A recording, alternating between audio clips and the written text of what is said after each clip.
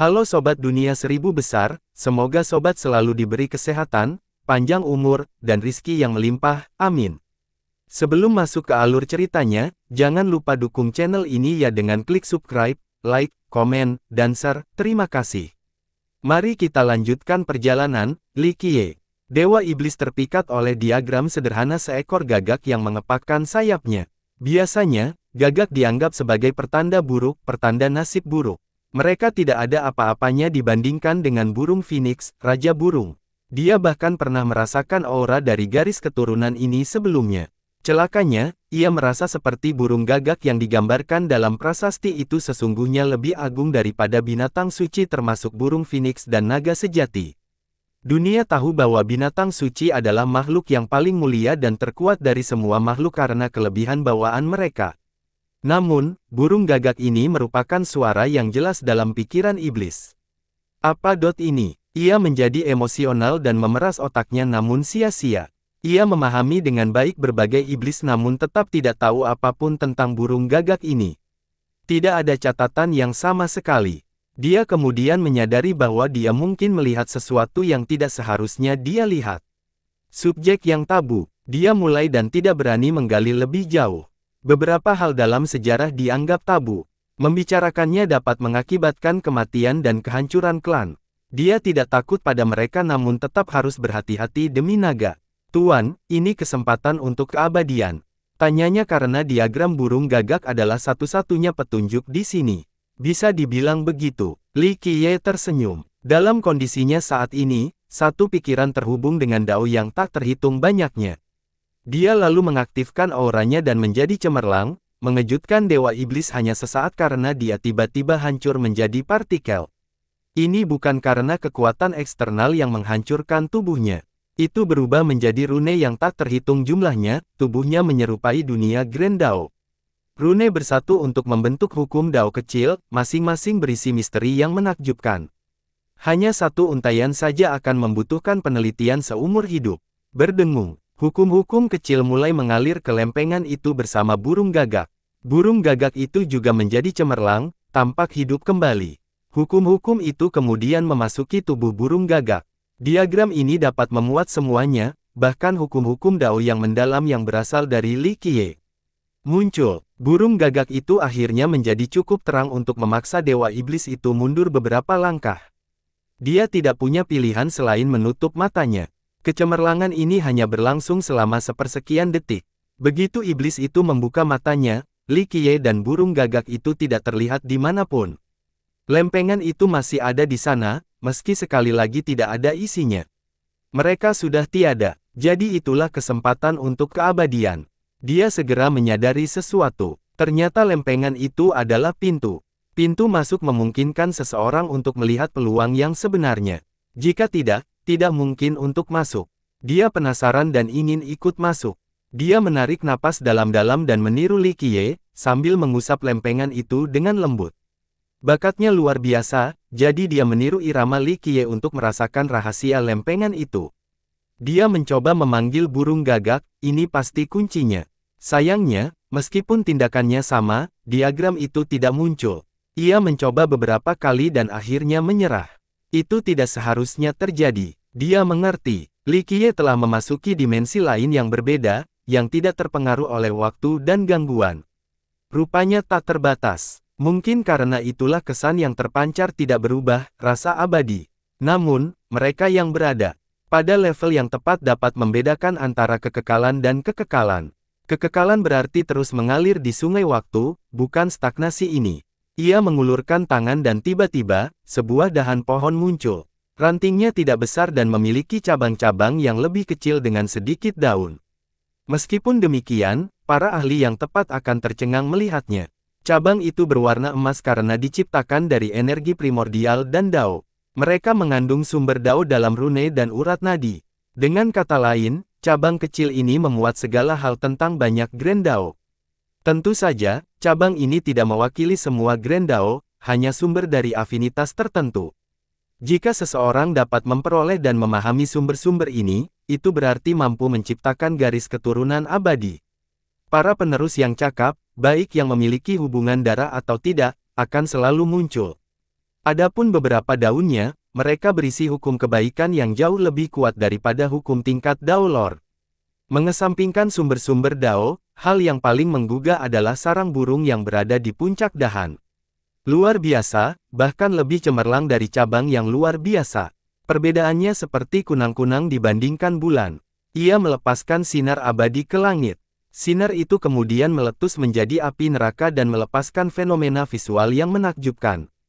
Rupanya dunia abadi sedang terbuka atau bahwa seorang abadi sedang turun. Meskipun dimensi ini merupakan dimensi stagnasi, sinar dari sarang menjadi satu-satunya hal yang dapat membuat perbedaan. Teratai suci, dewa-dewi yang melantunkan mantra, warga negara yang suci, perputaran dunia dan surga. Selain itu, sarang itu memiliki aura khusus yang menuntut kepatuhan dan penghormatan. Alam semesta yang tak terhitung banyaknya tampak sangat kecil jika dibandingkan. Ini bisa dianggap sebagai singgasana alam semesta. Semua makhluk hidup akan berziarah ke tempat ini. Mereka yang tahu akan terkejut melihat bahan-bahan yang dibutuhkan, kayu phoenix yang disempurnakan melalui 9 siklus kematian. Bagian atasnya ditutupi dengan rumput terkubur biru. Hal kedua ini diinginkan oleh para penguasa Dao dan bahkan Kaisar Abadi. Sayangnya, mereka tidak pernah mendapat kesempatan untuk mendapatkan keduanya. Mustahil untuk menemukan satu saja, tetapi kedua material itu ditemukan di tempat yang sama. Terlebih lagi, hal ini dapat membuat para bangsawan dan kaisar menjadi gila hingga kehancuran segalanya. Keduanya akan dianggap sebagai harta karun terbesar, pusaka untuk masa yang akan datang. Dalam kasus ini, mereka digunakan untuk membangun sarang sederhana. Ini mungkin sarang termahal yang pernah ada. Yang paling penting, tampaknya dikucilkan dan dilindungi oleh segel dan niat banyak kaisar abadi. Oleh karena itu, ia memiliki kekuatan yang tak terbayangkan sekaligus menjadi benteng yang tak tergoyahkan. Dunia mengalami kesulitan untuk menahan bebannya, karena ia memiliki dimensi khusus. Bahan-bahan unik dan berbagai pemberdayaan mengangkat sarang menjadi entitas yang unggul dan tak tergoyahkan. Mereka yang berani mengujinya akan menghadapi risiko kehancuran. Dalam arti tertentu, sarang ini lebih dari sekedar benteng.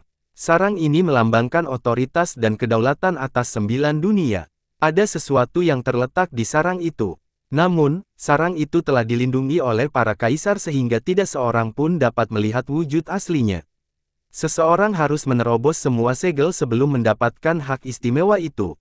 Li Qiye menjadi agak sentimental saat membuka sarang tersebut. Seiring berjalannya waktu, sejarah pun mencatat banyak kisah dan legenda. Dahulu kala, di depan sarang ini, banyak pemuda naik ke langit di atas 9 dunia. Di era lain, kemunculan sarang tersebut menimbulkan kehebohan di seluruh wilayah. Pada masa dinasti Ming kuno, sarang tersebut menjadi simbol harapan. Sayang, kisah-kisah dan karakter-karakter yang mengagumkan ini akhirnya menghilang di tengah arus waktu. Keturunan di masa depan tidak lagi mengingat nama-nama kaisar yang cemerlang itu. Hal yang sama terjadi pada sarang ini selama era 8 kehancuran. Tak seorang pun mengingat sarang itu lagi maupun maknanya.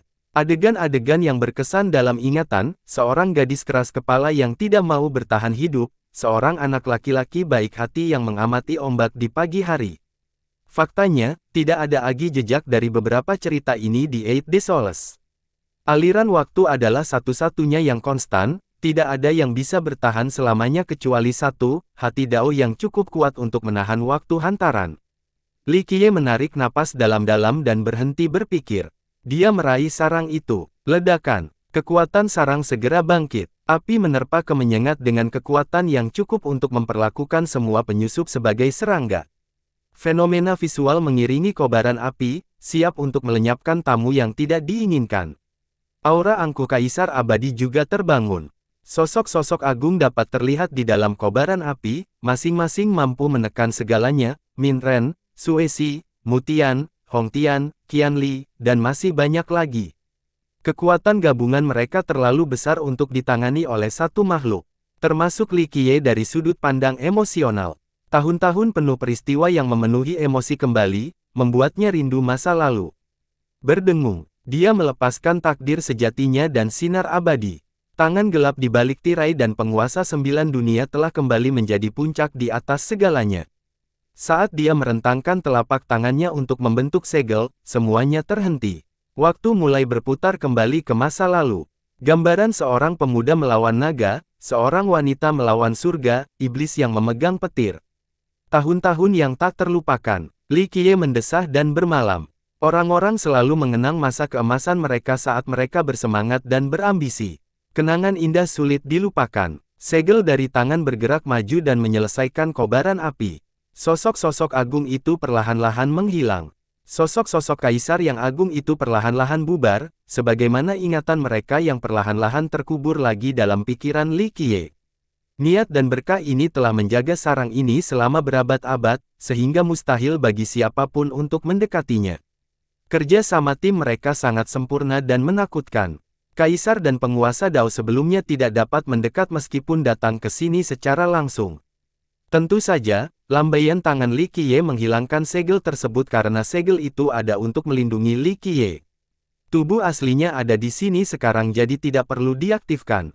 Setelah mereka pergi, sarang itu pun terbuka dan dia bisa melihat apa yang ada di sana, bangkai seekor burung. Tentu saja, itu adalah seekor burung gagak. Jika ada orang lain yang melihat ini, mereka akan berpikir tidak masuk akal. Sarang itu terbuat dari bahan-bahan yang tidak masuk akal.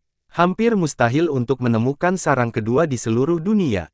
Semua orang akan berpikir bahwa tempat ini menyimpan rahasia atau artefak yang tak tertandingi. Bagaimanapun, materinya saja sudah merupakan harta yang tak bernilai. Jadi, apapun di sana pasti lebih berharga, 10 atau 100 kali lebih besar. Satu-satunya jawaban yang masuk akal pasti ada secara keseluruhan dengan keabadian. Kenyataannya, yang ada hanyalah bangkai burung gagak. Burung itu sama sekali tidak tampak istimewa dan sepertinya hanya tidur di sarang.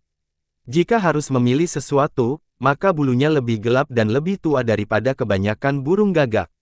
Dengan kata lain, jika burung gagak normal dapat hidup selama 20 hingga 30 tahun, maka burung gagak ini entah bagaimana telah hidup selama 50 hingga 60 tahun. Itu memberi kesan bahwa burung itu adalah roh atau hantu malam. Rupanya ia bertahan dalam waktu ujian selama jutaan tahun, memperlakukan periode panjang ini sebagai sekejap mata belaka. Ia tidak termasuk dalam 9 dunia atau siklus yang diputar. Ia memberi kesan terpisah dari yang lain, entitas yang tidak dipengaruhi oleh hukum dunia. Kenyataannya, keberadaannya masih belum diketahui, apakah sedang tidur atau sudah mati. Meskipun demikian, yang pasti tempat ini penuh kedamaian. Dada Li Qiye terangkat setelah melihat burung gagak itu, karena masa lalu menarik kembali bagai badai.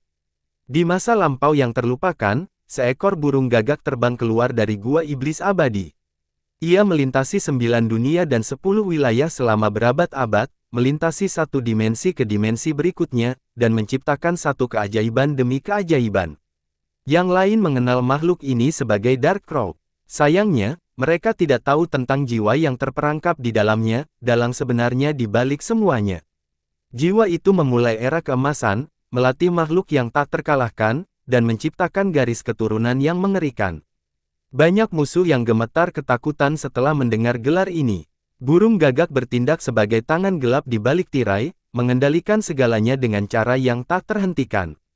Dark Crow, sebuah judul yang dibenci dan dicintai, diingat dan ditakuti. Sebagian besar dikutuknya sebagai entitas yang tidak menyenangkan atau tukang jagal. Kemunculannya selalu berakhir dengan kehancuran dan kehancuran. Ia menguasai nasib orang lain tanpa ampun. Hanya sedikit yang melihatnya sebagai pelindung 9 dunia, seorang pemimpin yang memimpin banyak orang bijak untuk menghentikan Ming kuno. Jika bukan karena burung gagak, 9 dunia akan sepenuhnya dikuasai oleh ras ini dan menjadi sasaran petak. Semua itu kini sudah berlalu. Tak seorang pun di Eight Desolaces mengingat pelindung dan tukang daging itu. Ini karena para penguasa tertinggi yang masih hidup hingga hari ini sedang berhibernasi atau tutup tentang mulut masalah tabu ini. Li Qiye mengambil burung gagak itu. Burung gagak itu dulunya adalah mediumnya dan sekarang, mayatnya. Semuanya berawal dari burung gagak itu. Kemudian, ia mendapatkan kembali tubuhnya dan burung gagak itu menghilang dari sungai waktu. Namanya, Li Qiye, penggantinya. Ia mengusap bulu-bulu itu dengan keras dengan lembut. Bulu-bulu itu lebih kuat dari logam apapun yang ada, mampu menangkis semua serangan.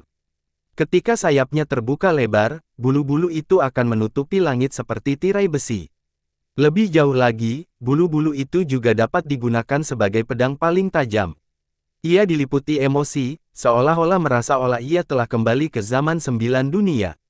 Segalanya tampak seperti baru terjadi kemarin. Tentu saja, kenyataan mereka telah berubah menjadi secepatnya. Ia sendirian, burung gagak tentu saja telah meninggalkan jejaknya di zaman terakhir. Bahkan para penguasa kuno dan penguasa tempat pemakaman pun menganggap cukup serius. Ia lebih tua dan lebih menakutkan daripada kaisar abadi yang manapun, melatih para kekuatan yang tak terkalahkan sambil menghancurkan garis keturunan yang mengerikan. Ia adalah sumber dari banyak legenda, meskipun tidak secara eksplisit menyertakan burung gagak. Sayang, tidak ada yang bertahan selamanya. Para pembudidaya yang terhebat pada akhirnya akan dilupakan. Ingatan Li Qiye dimulai dengan seorang pendeta muda yang berubah menjadi seekor burung gagak di gua iblis abadi. Orang tua, sepertinya kau selalu menyimpan ini di balik lengan bajumu. Ini selalu ada di sini, jadi kematianmu tidak sia-sia. Li Qiye berkumpul dengan sentimental. Hanya dia yang mengerti kalimat ini. Orang lain yang bisa mengerti sudah tidak hidup lagi. Dia menarik nafas dalam-dalam dan menyampaikan hukum kebaikan dengan mudra.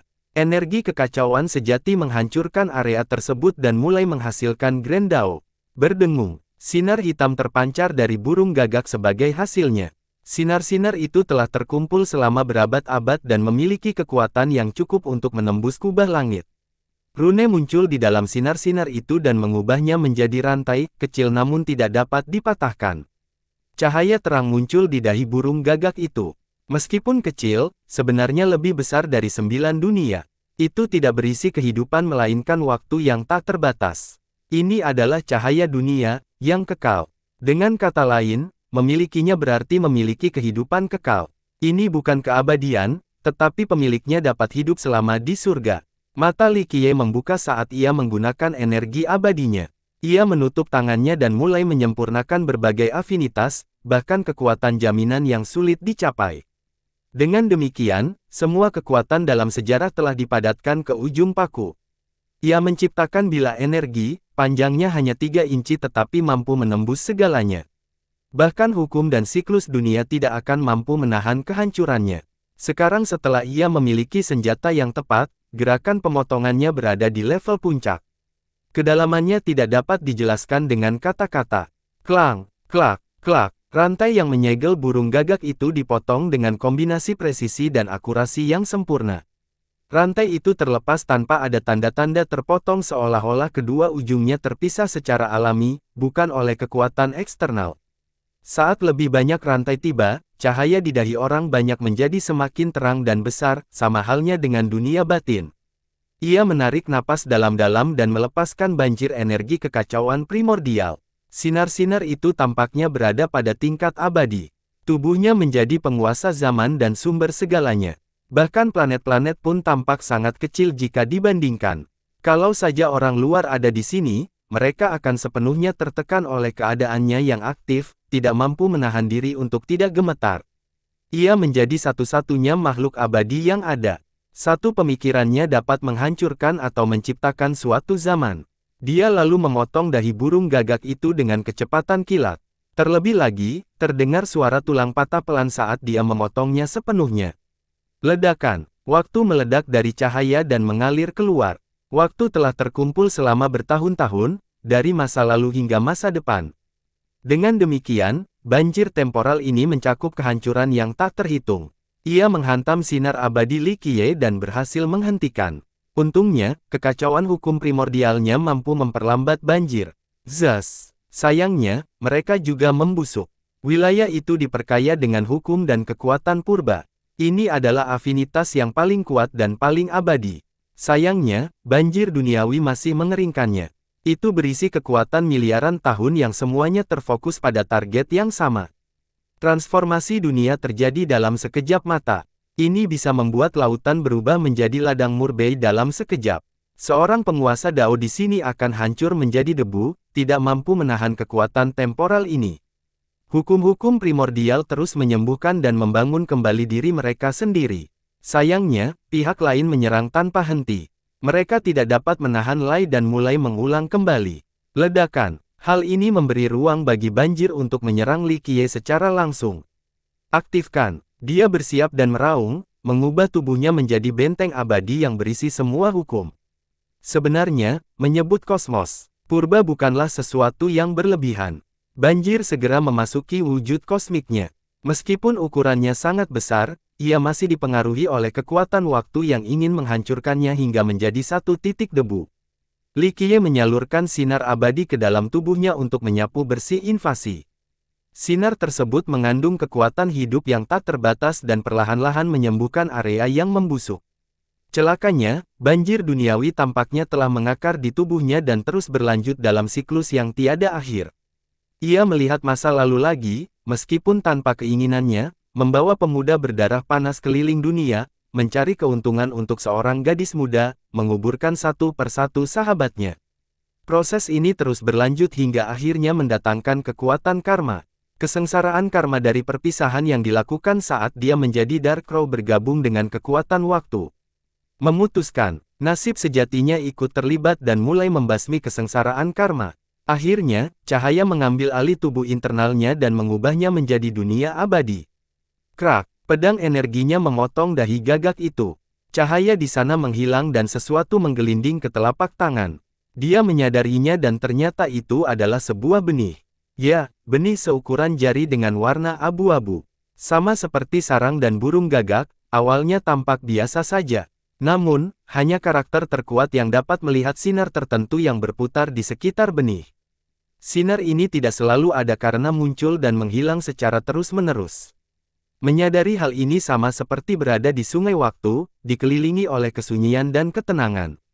Dalam dualitas antara keabadian dan dorongan yang fana, seseorang tiba-tiba dapat merasakan kesempatan untuk meraih kehidupan abadi. Denyut yang terus-menerus memberikan pandangan terbaik tentang apa yang akan diperbaharui sebagai kehidupan abadi. Kehidupan abadi, yang didambakan semua orang. Li Qiye berkomentar dengan sentimental. Ia terlalu akrab dengan perasaan ini di masa lalu. Orang tua, ini memang harus terjadi. Akan sangat tidak adil jika kau juga memiliki keabadian. Hanya saja, pertaruhanmu terlalu berisiko, katanya sambil menatap benih itu. Dia tahu apa yang ingin dilakukan lelaki tua itu. Sayangnya, lelaki tua itu tidak dapat mengendalikan semuanya. Awalnya, dia mengira bisa mengendalikan Dark Crow. Sayangnya, bonekanya berhasil memutuskan semua ikatan dan lolos dari kendali gua. Hal yang tidak dia perhitungkan adalah hati Dao Li Qiye yang tidak tergoyahkan. Orang tua itu mengerahkan upaya dan sumber daya yang tak terhitung banyaknya untuk menciptakan burung gagak abadi. Ini adalah cara lain untuk kembali ke dunia. Sayangnya, semua perhitungan ini sia-sia karena Li Qiye akhirnya memperoleh kebebasan penuh. Oleh karena itu, gua itu gagal selama serangan terakhir. Kartu asnya sudah hilang. Saat ini, Li Qiye memiliki legenda yang didambakan oleh semua ahli. Yang terpenting, legenda itu telah menjadi temannya sejak lama dan membantu mencapai banyak hal. Meskipun hati Dao-nya unik, itu tidak cukup untuk membiarkan berjalan di jalan Dao selamanya tanpa benih. Orang tua, tutup matamu dan istirahatlah. Meskipun aku tidak mewarisi wasiatmu, silakan lihat gerakanku selanjutnya. Li Qiye tersenyum. Setelah berkata demikian, ia membuang benih itu. Ia melirik burung gagak di sarang dan dunia ini sekali lagi sebelum pergi. Semuanya berawal dari sini dan ini adalah bahtera terakhir bagi Dark Crow. Mulai sekarang, semuanya dimulai dengan Li Qiye. Setelah kembali dari Ravagate Land, Li Qiye memanggil anggota Little Diamond. Kembalilah dari tempat asalmu, perintahnya. Master Sekte, Tetua Hu dan murid-murid lainnya tidak mau, tetapi mereka tetap membungkuk. Aku bukan lagi guru sekte kalian. Hubungan kita berakhir di sini. Kalian semua bisa memutuskan siapa guru sekte berikutnya nanti. Dia tersenyum dan kecewa. Little Diamond hanyalah satu perhentian di sepanjang jalan, tidak ada keraguan dan keengganan untuk pergi. Sudah saatnya dia meninggalkan Southern Desoles. Little Diamond tidak merasakan hal yang sama. Li Qiye adalah harapan dan bintang mereka. Kehilangannya adalah kehilangan yang berat. Kalau begitu, siapa yang harus kita pilih? Tetua Hu kesulitan untuk bereaksi. Biarkan sekte yang memutuskan, katanya dengan santai. Bagaimana kalau Tetua Hu sudah cukup berpengalaman untuk membuat rencana? Matanya melirik ke arah Wang Weiqiao. Idenya yang berani adalah menjadikan Wang Weiqiao sebagai guru sekte berikutnya. Meskipun lelaki tua itu tidak kuat saat ini, ia memiliki banyak potensi sebagai satu-satunya murid Li Qiye. Weiqiao akan mengikutiku berlatih, kata Li Qiye. Saya mengerti. Penatuahu membungkuk lagi dan menjadi emosional. Kami berharap dapat bertemu Anda lagi, Master Sekte. Murid-murid yang lain juga membungkuk. Awalnya, mereka tidak menyukai guru sekte yang datang entah dari mana ini. Namun, saat mereka menghabiskan waktu bersama, mereka benar-benar merasakan manfaat dari kehadirannya. Wawasan mereka pun meluas selama perjalanan. Terlebih lagi, Li Qiye telah menjadi pilar sekte mereka sehingga mereka berasumsi sebagai senior yang dekat. Bahkan orang bodoh pun tahu bahwa mereka mungkin tidak akan dapat melihatnya lagi setelah kepergiannya. Oleh karena itu, mereka berusaha sekuat tenaga untuk mengungkapkan rasa terima kasih atas apa yang telah dilakukannya. Jangan khawatir, Tuan. Selama naga ada di sini, berlian kecil akan baik-baik saja. Dewa Ekor 9 menyela. Para anggota Little Diamond terharu dan kembali membungkuk. Janji ini sungguh berarti. Sebelumnya, Little Diamond tidak memiliki kesempatan untuk berinteraksi dengan Dragon, apalagi tokoh legendaris seperti Dewa Iblis. Saat ini, mereka baru saja mendapatkan pendukung yang luar biasa karena janji ini. Ini juga karena Li Qiye. Sudah waktunya untuk pergi. Li Qiye memberitahu Wang Weiqiao dan anggota kelompok lainnya. Jian Qingzu mendekat dan membungkuk, Tuan, saya tidak tahu bagaimana saya bisa membalas budi Anda. Jika Anda membutuhkan jasa saya di masa mendatang, sampaikan saja. Raja Burung Emas juga melakukan hal yang sama. Li Qiye adalah alasan mengapa ia menjadi pemimpin Sekte Naga. Kapan aku bisa bertemu denganmu lagi, Tuan? Dewa Ekor 9 pun mengucapkan selamat tinggal dengan membungkuk. Aku akan tinggal di perbatasan langit untuk sementara waktu, jadi serahkan saja pada takdir. Li Qiye tersenyum. Tuan, tolong beritahu saya jika saya bisa membantu nanti, kata Dewa Iblis. Dia tentu tahu bahwa meskipun Skyborder besar, itu tidak cukup untuk menahan Li Qiye selamanya. Semua orang ingin mengantarnya pergi, tetapi dia menolak. Pada akhirnya, hanya Dewa Iblis yang memiliki hak istimewa untuk menemaninya sedikit lebih lama. Tuan, bolehkah saya bertanya kemana Anda akan pergi? Tanya Dewa Iblis. Di suatu tempat di reruntuhan dalam. Li Qiye menatap tajam ke bawah. Reruntuhan dalam, itu perjalanan yang panjang, katanya. Reruntuhan dalam adalah wilayah paling misterius di perbatasan langit. Wilayah ini memiliki banyak fenomena dan legenda aneh. Wilayah ini belum sepenuhnya dikuasai. Hidup adalah perjalanan panjang. Li Qiye mendengus. Benar, Dewa Iblis mengetahui jalan yang sulit bagi para pembudidaya di depan. Bolehkah aku bertanya apa tujuanmu? Lebih lanjutnya, untuk mengambil sesuatu dan menyelesaikan masalah.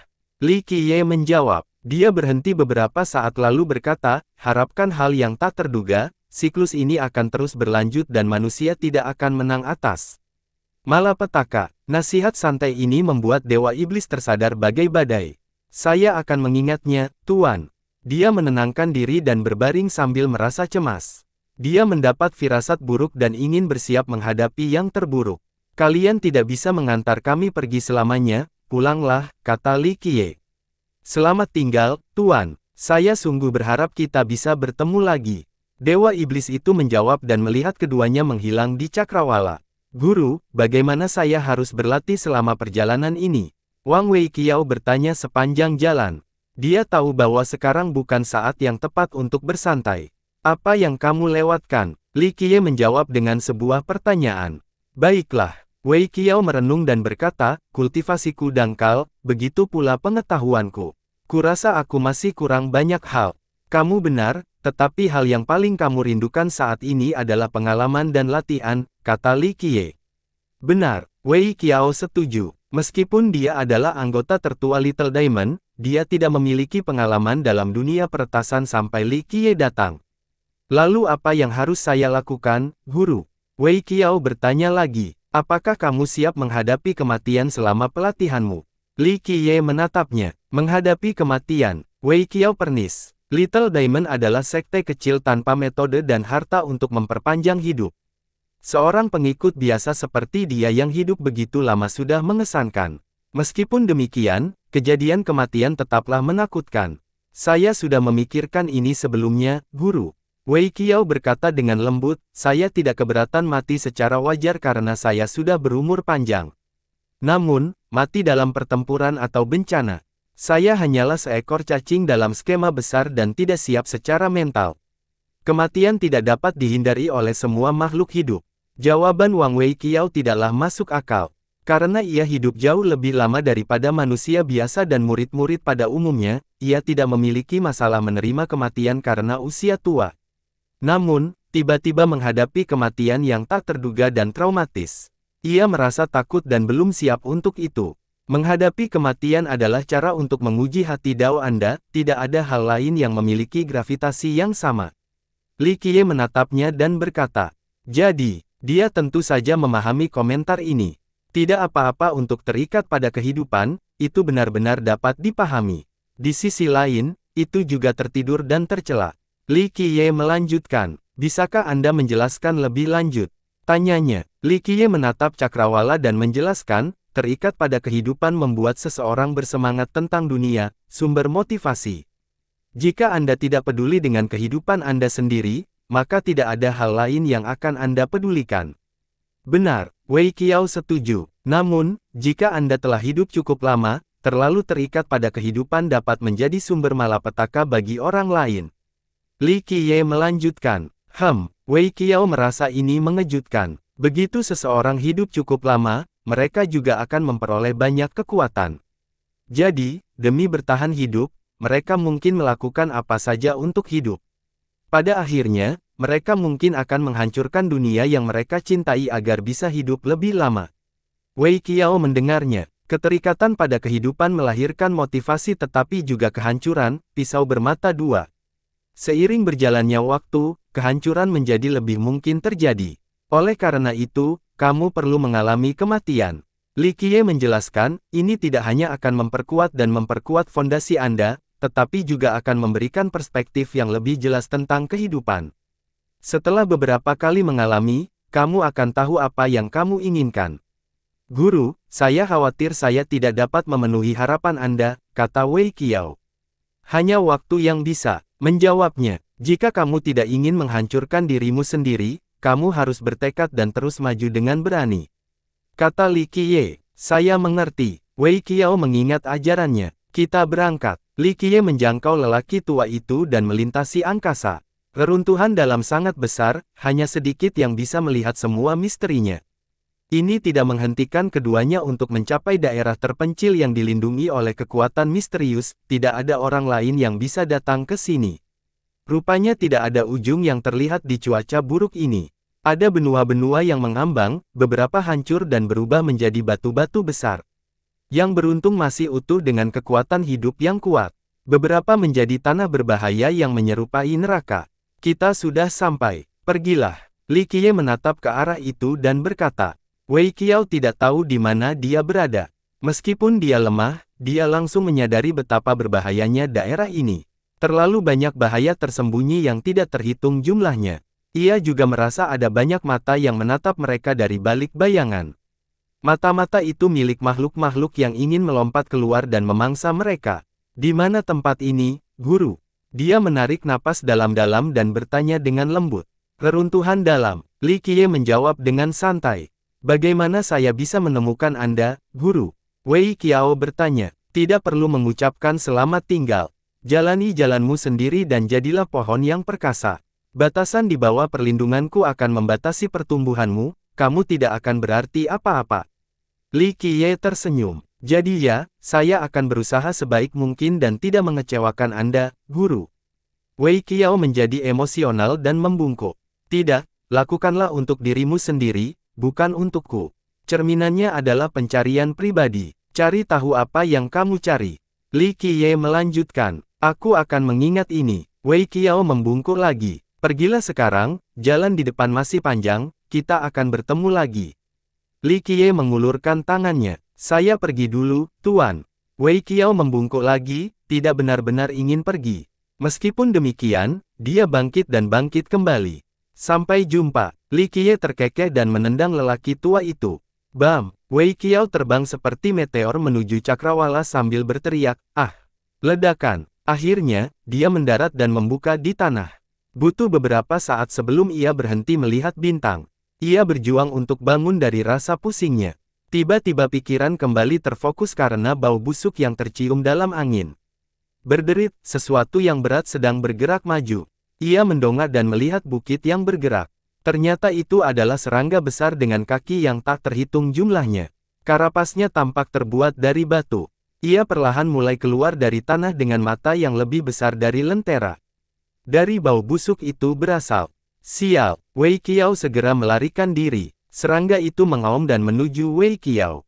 Kakinya yang tajam membelah tanah, meninggalkan banyak retakan. Wei Qiao berlari menyelamatkan diri, melewati medan yang seperti labirin untuk menghindari serangan itu. Dia sama sekali lupa tentang seluruh latihan menghadapi kematian. Satu-satunya yang ada dalam pikiran adalah menjauh dari makhluk ini. Sementara itu, Li Qiye terus mengamatinya dengan seringai di wajahnya. Ia lalu mendongak dan berkata, "Tunjukkan dirimu." Riak-riak terang muncul di atas, mirip seekor gajah yang berjalan ke dalam udara. Ada sesuatu yang besar tersembunyi di atas. Benar saja, sesosok makhluk mengerikan muncul dengan aura yang mengepul. Makhluk itu telah berusaha sekuat tenaga untuk menyembunyikan aura menakutkan ini, namun tidak berhasil. Meskipun telah menghasilkan dunia, ia tampak cukup jelas di hadapan Li Qiye.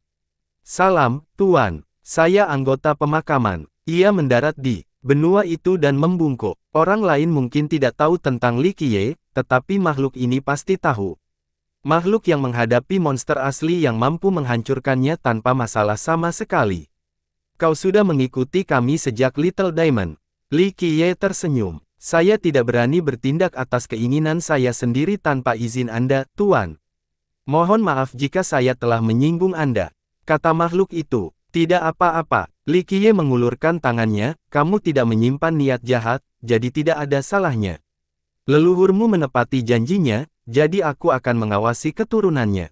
Investasinya tidak sia-sia. Nenek-nenek moyang kita pernah mengatakan kepadamu sebelumnya, bahwa jika kami melihatmu, kami harus memperlakukanmu dengan rasa hormat yang sama seperti kami memperlakukannya." Makhluk itu berkata dengan tergesa-gesa.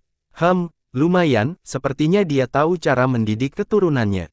Li Qiye mendengus. "Tuan, kami telah memperoleh manfaat dari kebaikan hati Anda."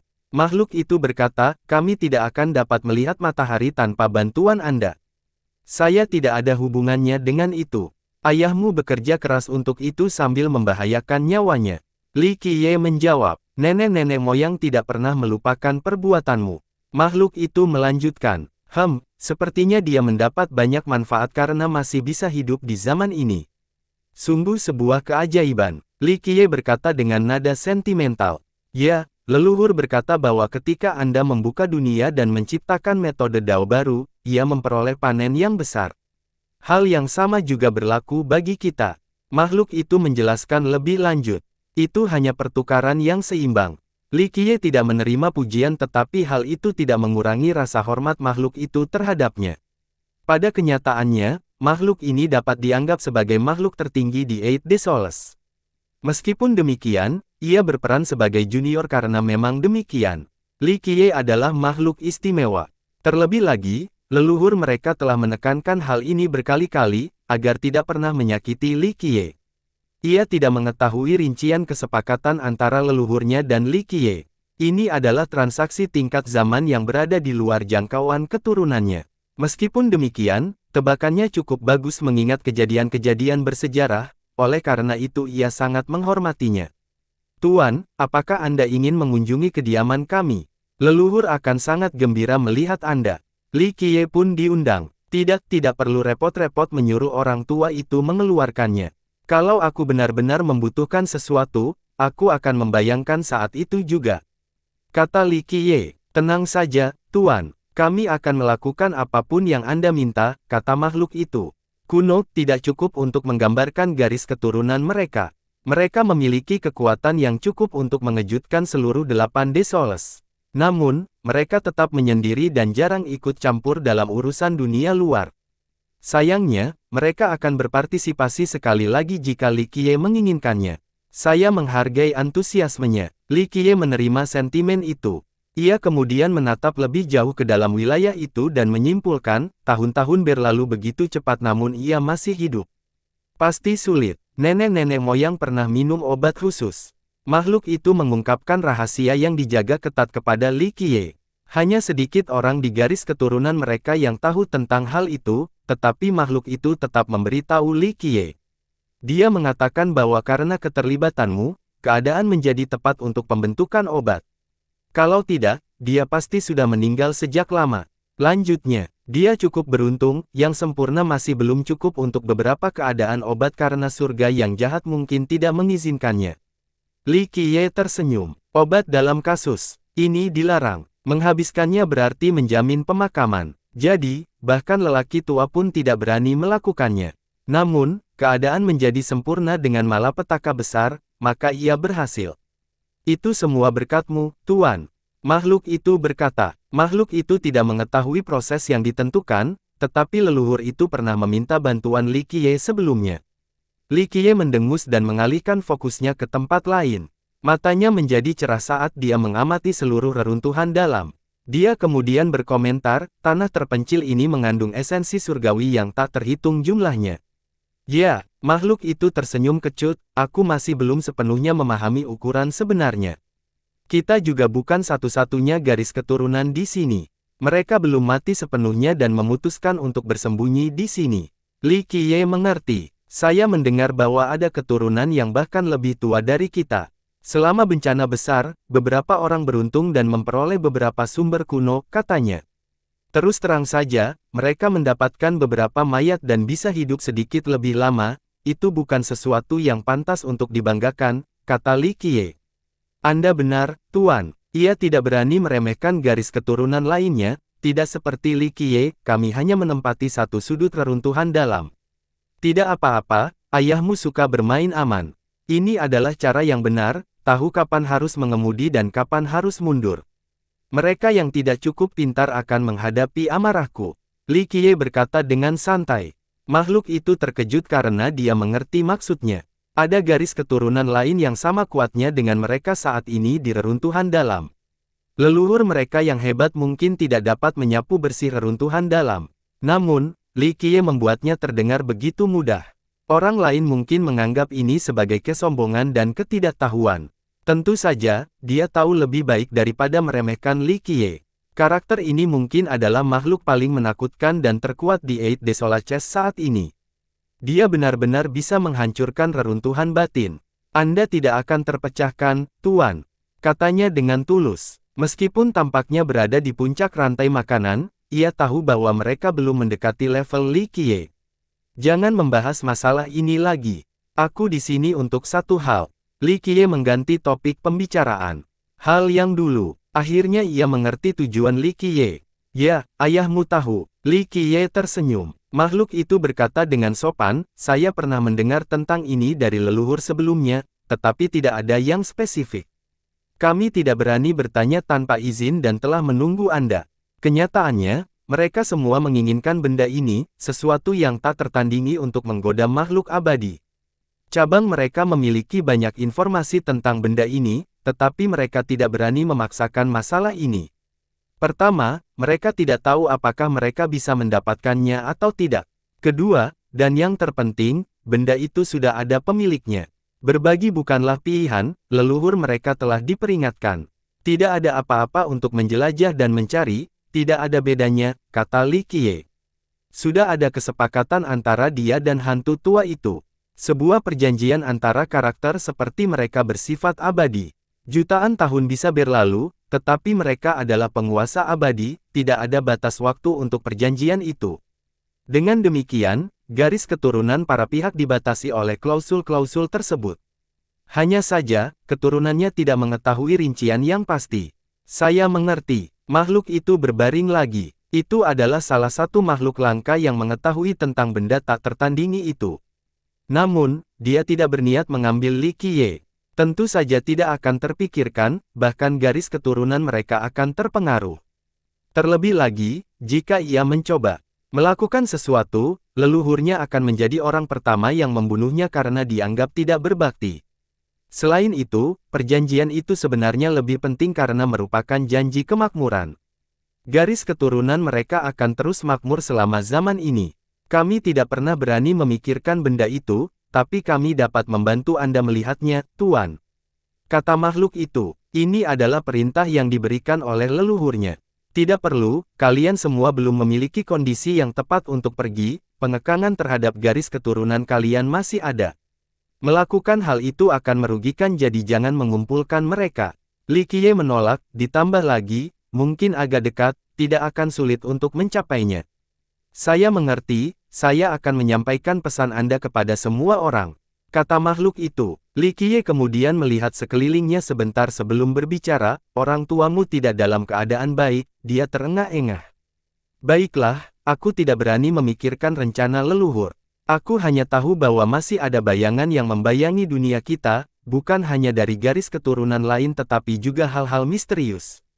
Kata makhluk itu, hal-hal misterius. Li Qiye terkekeh dan mulai mengamati lagi. Aku tidak akan mengambil keputusan tergesa-gesa. Aku hanya merasa bahwa masih ada hal-hal di luar dunia ini, yang selalu memata-matai kita. Mungkin itu hanya pesimisme, tetapi suatu hari, ras Eid Desoles dan bahkan garis keturunanku mungkin akan menjadi makanan. Saya khawatir tentang hal ini. Berkat dampak buruknya yang kuat, ia dapat merasakan hal-hal yang tidak dapat dirasakan orang lain. Sayangnya, ia memiliki terlalu banyak kendala dan tidak dapat menjelajah lebih jauh. Mereka masih belum menyerah. Li Qiye mengusap dagunya dan memutarnya. Senyum sinis itu tentu saja membuat makhluk itu ketakutan karena Li Qiye tampak seperti seekor binatang buas yang tengah mencari mangsa berikutnya, ingin sekali menampilkan taringnya. Kemudian, ia melihat mata Li Qiye dan menyadari bahwa Li Qiye benar-benar sedang melihat sesuatu. Ia tidak hanya membayangkan sesuatu.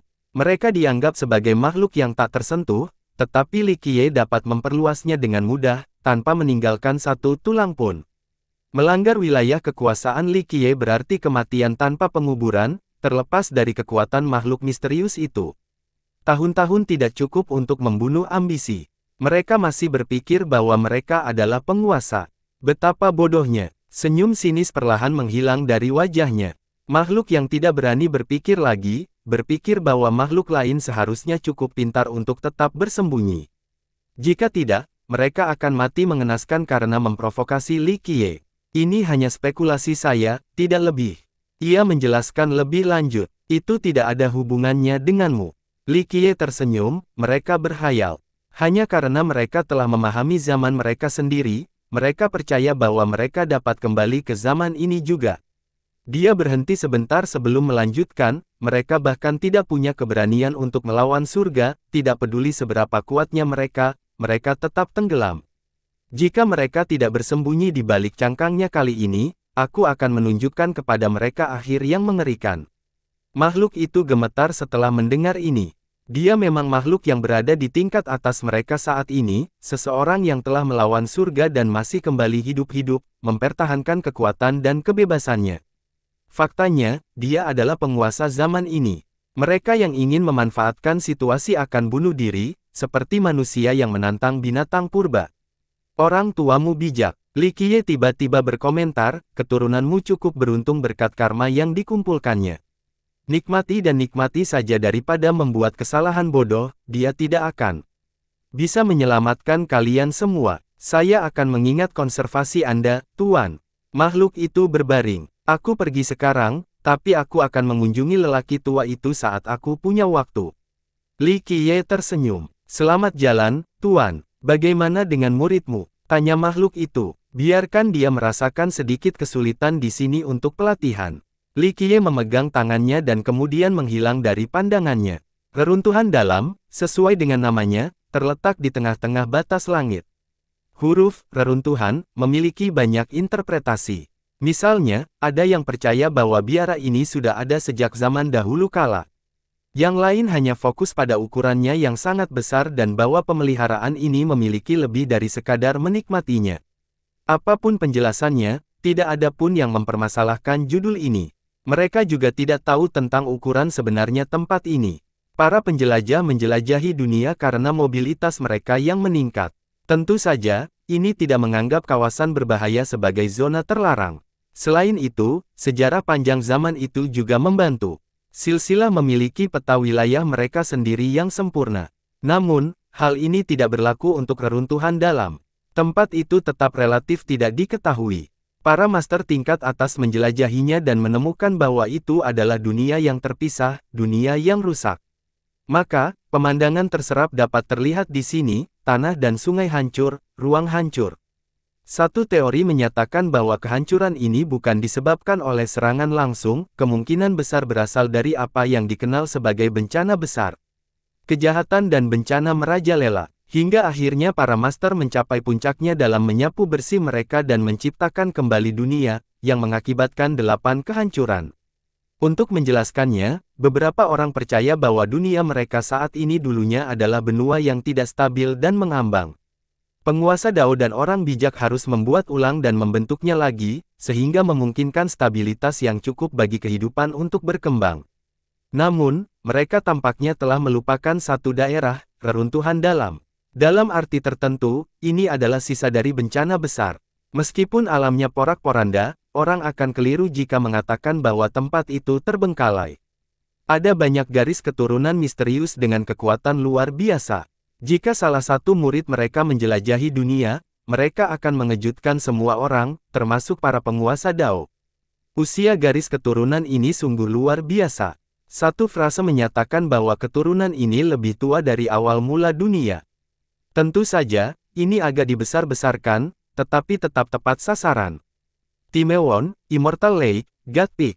Ini adalah sebutan yang familiar namun aneh, nama-nama garis keturunan yang tak terlupakan. Kebanyakan anak muda belum pernah mendengar tentang mereka sebelumnya, tetapi para senior mereka pasti pernah mendengarnya.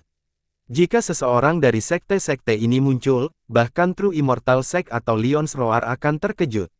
Saat ini, 3000 Dao, True Immortal, dan Lion's Roar sering disebut sebagai garis keturunan teratas di Eight Desolaces. Sayangnya, garis keturunan yang tak terlupakan ini mungkin setara, tidak ada cara untuk menilai kekuatan mereka yang sebenarnya. Nama lain yang sering disebut oleh para petinggi dari generasi sebelumnya adalah Void Zone. Ini adalah lokasi yang bahkan para Dao Lord enggan berkomentar tentangnya. Ada banyak legenda yang menyebutkan bahwa tempat itu adalah surga yang penuh dengan tumbuhan dan logam yang menakjubkan. Legend lain mengatakan bahwa tempat itu adalah keturunan kuno dengan banyak anggota. Singkatnya, cara terbaik untuk menjelaskannya adalah dengan mengatakan bahwa bahkan penguasa Dao yang terberkati akan bertindak hati-hati. Saat berhadapan dengan zona kekosongan, lokasinya tetap tidak diketahui, hanya ada teori bahwa pintu masuknya tersembunyi di reruntuhan dalam. Karena bahaya yang tersembunyi di reruntuhan dalam, bahkan para penguasa Dao tidak ingin membangun sekte di sini. Namun, wilayah luar penuh dengan orang dan sekte. Hal ini terjadi karena wilayahnya sangat luas. Wilayah terluarnya tidak termasuk benua utama manapun. Jadi, tidak ada yang perlu dikhawatirkan untuk membagi mereka dan memulai sekte di sana. Banyak sekte yang lebih kecil ada di pinggiran. Tentu saja, beberapa garis keturunan lebih tua daripada yang ditemukan di Eight Desolaces juga ada di sini. Asap dan suara ternak terdengar di sebuah desa kecil di luar reruntuhan dalam. Di sebelahnya ada kota yang makmur. Pinggiran kota tampak seperti dunia yang berbeda dibandingkan dengan reruntuhan dalam yang hancur. Meskipun demikian, beberapa area mengalami kondisi yang sama, pagoda dan tembok besar telah berubah menjadi batu bata dan dipenuhi rumput liar. Li Qiye kemudian datang ke wilayah luar alih-alih mengunjungi benua lain. Ia fokus pada hal yang disebarkan. Dunia tidak tahu betapa pentingnya tempat-tempat ini, tetapi ia berhenti sesekali. Kenangan muncul kembali karena beberapa tempat ini dibangun olehnya sendiri. Yang lainnya berfungsi sebagai rumah sementara atau medan perang. Runtuhnya zaman 9 dunia membuat mereka hancur. Sekte-sekte terkuat dan benteng-benteng yang tak tergoyahkan tidak dapat bertahan dari nasib buruk itu. Tujuannya adalah menemukan benda-benda yang tidak terkubur jauh di bawah tanah, yang hampir mustahil ditemukan. Sayangnya, dia tidak terburu-buru karena ini adalah waktunya untuk mengenang. Setelah berjalan jauh di pagi hari, ia akhirnya berhenti dan meluangkan waktu di suatu daerah yang kumuh. Bersambung.